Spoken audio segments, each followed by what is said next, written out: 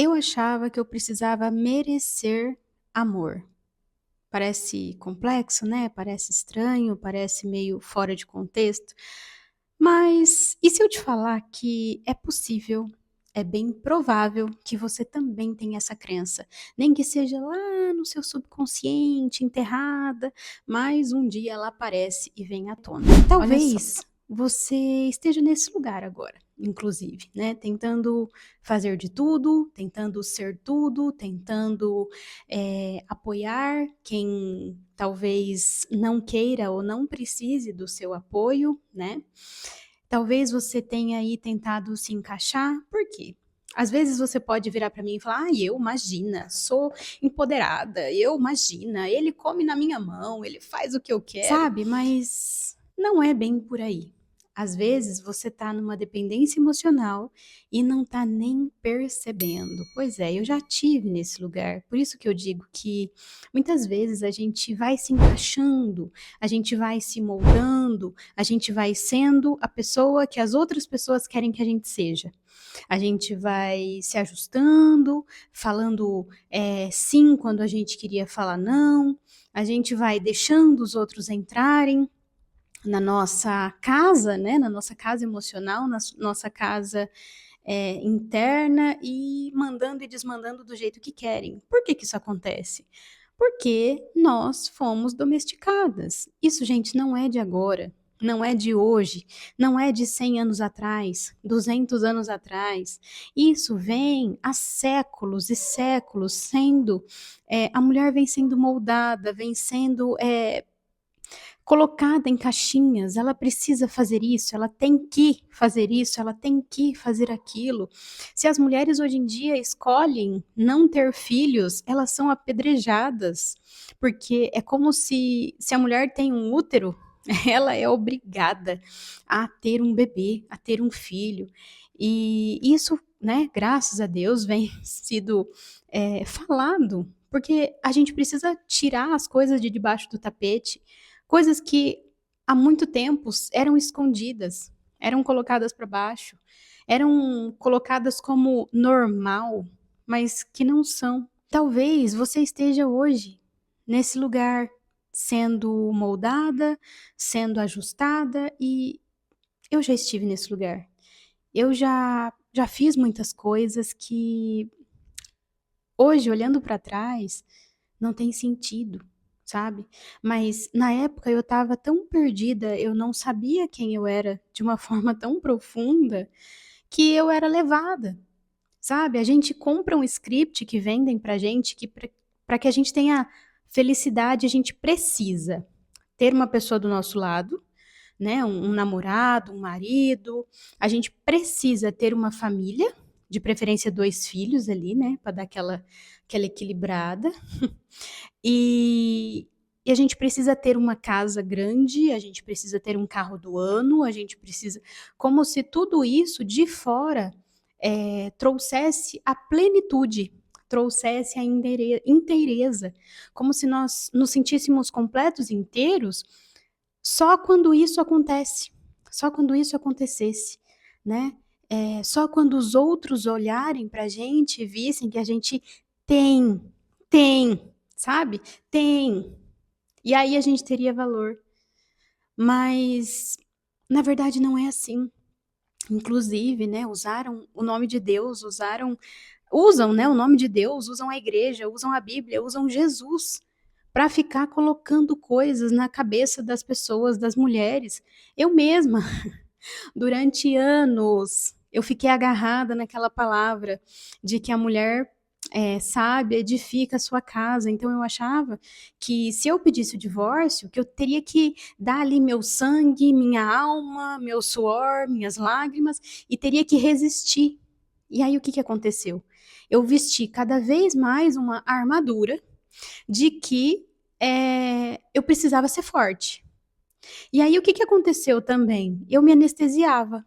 Como? Não sentindo. Era como se eu separasse a minha cabeça do meu corpo.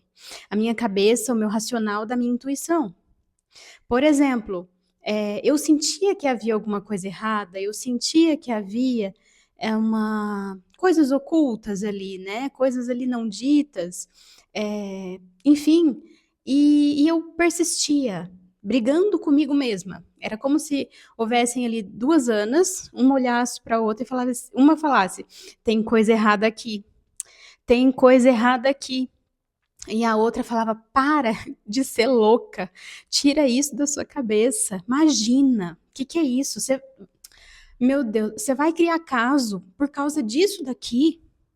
Imagina, você tem uma família, você precisa sustentar. Só que a sustentação, ela não é feita só de uma pessoa. E as mulheres, elas acreditam tanto que a sustentação é delas, ou às vezes as mulheres vão para o lado oposto, né? Achando que elas não precisam de homem, que não sei o quê, que não sei o que lá. Só que assim, a gente vive numa sociedade. Se a gente não precisasse de ninguém, outro dia eu ouvi isso de uma moça que eu achei muito, muito interessante. Se a gente não precisasse de ninguém, cada um habitaria um planeta, vinha, encarnava, fazia o que tinha que fazer e voltava, né, a ser alma. Eu achei isso sensacional. Então nós precisamos uns dos outros. Só que a gente não precisa suportar que o outro venha e faça coisas contra a nossa integridade, contra quem a gente realmente é. E mesmo que a pessoa use a Bíblia para dizer que estava escrito ali, se aquilo ali não ressoa com o seu coração, se aquilo ali faz mal para a sua alma, não é para você, tá? Não é. Procure os seus valores, procure saber quem você é. Eu levei muito tempo. Inclusive, eu descobri recentemente no desenho humano que até os meus 30 anos já estava no meu desenho, que eu viveria assim, como é que se diz? Sabe, as coisas visceralmente. Que eu ia a fundo no que eu queria, e eu realmente fui. Eu fui a fundo no que eu queria, no que eu achava que eu queria. Porque, por exemplo, quando eu fiz a faculdade de engenharia, isso eu descobri recentemente, tá? Que, na verdade, eu queria o quê? Reconhecimento. Porque na nossa sociedade, quem é reconhecida, né, quem é reconhecido é geralmente quem tem dinheiro. E quando isso foi passado para mim em gotas homeopáticas, ali através da sociedade, na igreja, enfim, em todos os lugares. Não tem como sair disso, porque isso foi impregnado, sabe, de muitas gerações. Desde a guerra, né? Meus antepassados que fugiram, por exemplo, da guerra, que eu nem conheço, que eu nem não tenho nem nomes, mas para eles, às vezes, se eles tivessem dinheiro, seria muito diferente. Então isso vem passando. E hoje em dia, a própria medicina fala sobre isso, sobre essa genética herdada, que muitas vezes a Bíblia fala de maldição familiar. Jung fala sobre essa questão de passado, de passar de geração em geração, fala sobre as sombras que não são assumidas, sentimentos que não são olhados, partes nossas que a gente não assume. E assim, isso é muito vivo e é muito real. Só que tudo tem um motivo. Tudo assim. Quando eu olho para trás e vejo por que eu fiz engenharia, né, que hoje eu sei e eu tenho plena certeza que era para ser reconhecida, era para ser respeitada e validada, sabe? Tanto é que quando eu fui fazer engenharia, eu ganhei uma bolsa de psicologia. Olha que curioso. Na época eu escolhi o quê? Engenharia. Porque para mim era muito mais bonito chegar num lugar e falar o quê? Eu sou engenheira. Eu sou engenheira. E tá vendo como o eu sou já faz parte da nossa identificação hoje em dia com quem a gente é? Eu não sou engenheira. Eu sou a Ana. Eu sou curiosa. Eu sou estudiosa. Isso eu sou. Eu gosto de filmes. Isso faz parte de mim. Agora, o que não faz parte de mim, o que faz parte da minha identidade, não é ser engenheira. Isso é profissão. Isso é como se fosse essa roupa que eu visto. É a forma de me apresentar para o mundo, né? Assim como os bens, casa, carro, empresa. Isso é o que você tem, mas não é o que você é. O que você é o que sobra quando tudo isso se vai. Quando o nome, quando o dinheiro, quando tudo se vai. É a essência, é quem é você. E isso hoje em dia está muito perdido. E eu sei, porque eu também me perdi nesse mundo. Eu também levei um tempo, né? Aqui, como eu havia falado, eu descobri recentemente que eu viveria através do desenho humano até os meus 30 anos, foi muito intenso. Eu escolhi a faculdade, eu namorei durante algum tempo, porque eu fiz o que eu achava que seria certo naquela época. Eu fiz tudo de acordo com o que eu acreditava. Mas aí a gente vai evoluindo, a gente vai percebendo coisas. Só que eu estava tão focada no meu plano de vida perfeita que eu esqueci de olhar para mim, que eu esqueci de olhar para as minhas motivações, né? Tanto é que hoje em dia que se fala um pouco mais. Depois da pandemia, deu um boom aí, né? O povo até começa a colocar que, ai, terapia em dia virou status e tal. Mas a essência de quem a gente ter esse encontro, poupa a gente de tomar atitudes baseadas em coisas que a gente acredita, mas que talvez não façam tanto sentido depois. Claro, o que a gente tem que viver não é outra pessoa que vai viver. Eu acredito nisso. E hoje eu percebo, assim como o Steve Jobs, né, numa palestra de graduação, se eu não me engano, ele fala que ele nunca completou uma graduação, né? E ele até fala sobre que a gente só vai conectar os pontos, sabe aqueles desenhos que são pontilhados e aí a gente vai ligando os pontos e só depois que liga tudo que a gente percebe qual é o desenho que está formando. Assim também é com a vida. Eu não tinha ideia. Quando eu fui fazer engenharia, eu não tinha ideia.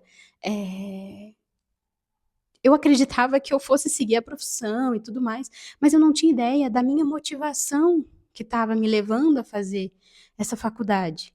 É legal, é interessante, foi muito bacana. E hoje eu sei que tudo que eu aprendi na psicanálise, na psicologia profunda, com o estudo dos arquétipos, com o estudo dos sonhos, é muito real. Só que, diferente do concreto, né, da armadura, de um prédio, de uma ponte, não dá para tocar, não dá para cheirar, não dá para vestir, mas é o que realmente comanda a gente. É o que realmente faz com que a gente tenha impulsos, com que a gente tenha vontades, é o que move a gente. Assim como eu estou falando, o que eu buscava na engenharia, eu fui para o concreto para descobrir que, na verdade, o que manda, o que é a alma do concreto, está no sutil. E a partir desse momento, quando eu comecei a perceber isso, a descobrir e me analisar, olhar para mim, epa, não, peraí, foi quando eu quebrei.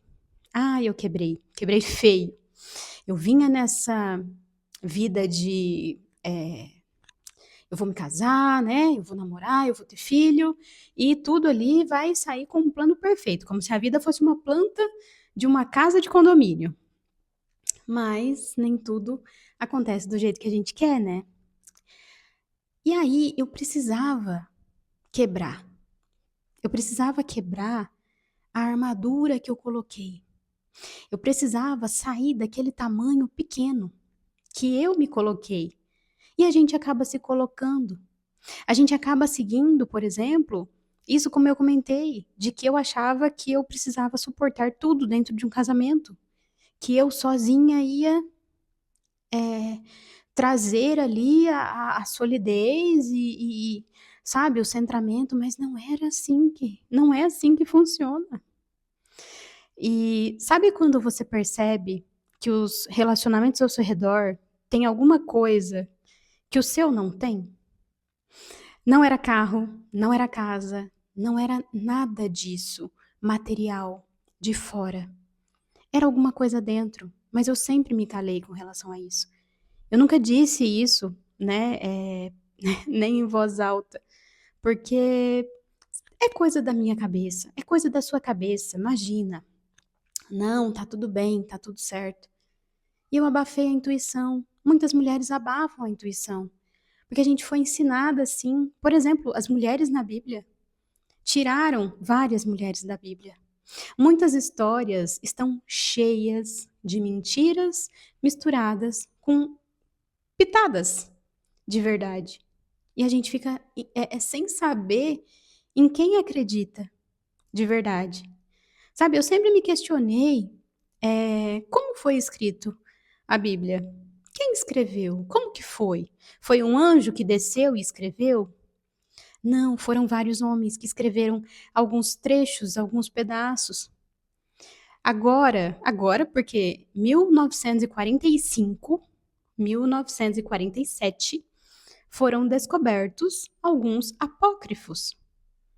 Agora, agora, recentíssimo. E isso me trouxe assim uma clareza, mas antes da clareza me trouxe o caos. Porque tipo assim, como assim? Então, tudo que eu acreditei até aqui é mentira? Não, nem tudo. A gente, para ter noção e para saber a realidade, a gente precisa buscar estudar por nós mesmos, sabe? E eu sei que isso é complexo, é complicado, mas quando a gente encontra um conteúdo que é verdade, a gente sente, a gente consegue perceber, sabe, nas entrelinhas, é como se tivesse um cheiro diferente, é como se a gente fecha os olhos e a gente sente que aquilo ressoa com o nosso coração. E aquilo é verdade, aquilo é verdadeiro. A gente tem esse script, né? Estuda, trabalha, casa, tem filhos, mantenha a imagem. Durante muito tempo eu fiz isso. Mantenha a tudo em dia. Tá tudo certo. Fique aí nessa sua armadura. Uma vez, uma pessoa disse assim: Nossa, sabe como eu te vejo? Eu te vejo atendendo o telefone, né? Com o telefone aqui, cozinhando ali, mexendo na panela e cuidando de filho, balançando o carrinho com o pé, né? E cuidando de filho, não sei o quê. E na época, que eu não tinha o conhecimento que eu tenho hoje, eu me senti lisonjeada. Pensei, nossa, eu sou top, né? Mas eu não percebia que eu estava agindo dessa maneira, eu estava me sobrecarregando. Muitas vezes a gente acaba tomando o próprio veneno com essas questões. O ego, né? Muitas vezes, quando a gente não consegue ali colocar ele no lugar dele, não é que o ego seja ruim, mas a gente precisa saber também colocar ele no lugar dele, para que ele não ache que ele é o dono da coisa toda, da casa toda, né? Eu me achava, nossa, eu sou o cara, né? Tipo, sou top, porque a pessoa me via desse jeito. E eu sempre fui também dessa forma de que faça você mesma. Por quê? Inclusive, também descobri isso no desenho humano. Como a minha cabeça é fechada no desenho humano, né? O meu acento da coroa e o ajna, eu tenho uma forma de pensar. E eu tenho uma visão que há pouco tempo eu estou tomando cada vez mais consciência e posse dela, de que eu consigo perceber as coisas. Sabe aquela coisa assim, pegou no ar? Eu consigo. Só que antes, como eu estava completamente desconectada da minha intuição e desse meu lado feminino mais assim receptivo, né? Eu achava que era coisa da minha cabeça, mas não é. Não é, absolutamente. Eu consigo, às vezes, quase que sentir o que está por trás do que as pessoas querem me dizer, do que as pessoas querem que eu acredite, sabe? Imagens, às vezes, que são colocadas, coisas que são criadas, pessoas que chegam até mim, assim e tal, e eu consigo perceber. Só que antes eu não estava conectada comigo.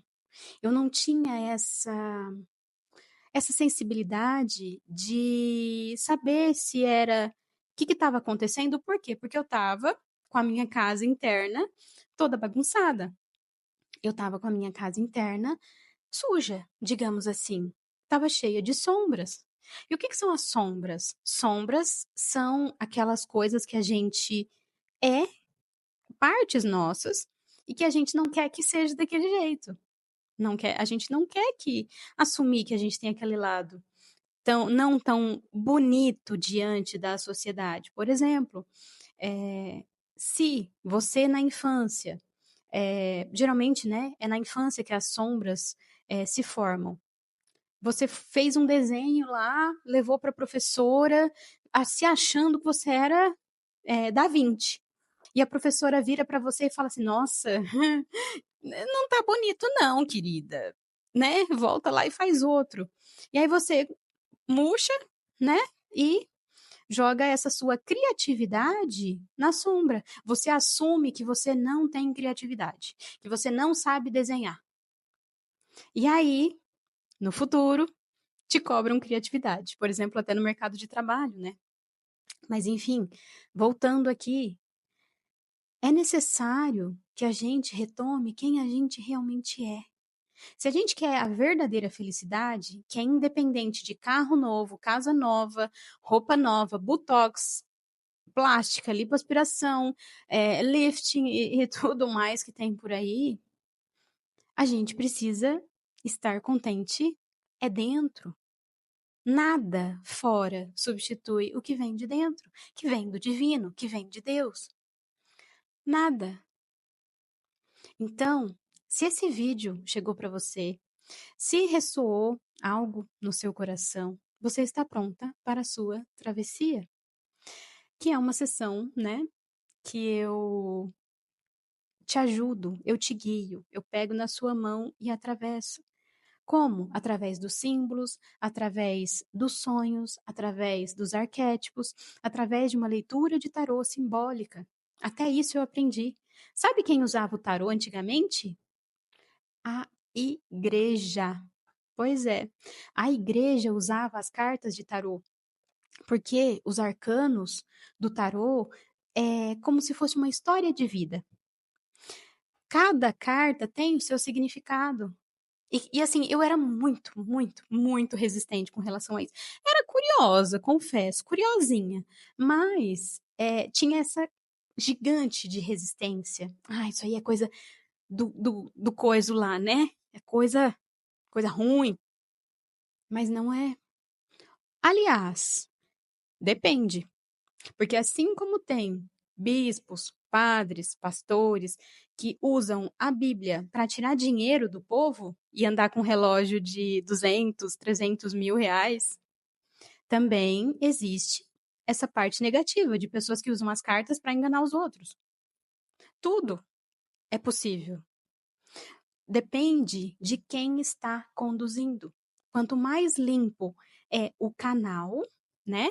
Por exemplo, um mentor, você precisa observar, ter o seu próprio filtro e observar se essa pessoa lida com as suas próprias questões. O Gabor Maté, falei dele várias vezes, né? Ele é um estudioso, um médico que fala sobre trauma e sensacional. Tem um documentário dele na Amazon Prime que é top. E ele fala que se você não quer ser um bom terapeuta, então vai fazer psiquiatria. Seja um psiquiatra, porque um verdadeiro terapeuta que consegue levar, conduzir as pessoas, guiar as pessoas, precisa olhar para si primeiro. Precisa resolver as suas questões. Precisa encontrar os seus pedaços que foram deixados, precisa encontrar a si mesmo antes. Não perfeito, mas inteiro, para que consiga ser um espelho mais transparente possível, para que a pessoa consiga enxergar, consiga se enxergar melhor. E, enfim, se você sentiu aí no seu coração, se esse vídeo fez sentido para você, envia para alguém que talvez esteja precisando dessa mensagem. Aqui abaixo vai ter o meu contato. Se você precisa da minha guiança, se sentiu no coração, está aberto. A travessia, um portal. Então, um beijo e até o próximo vídeo.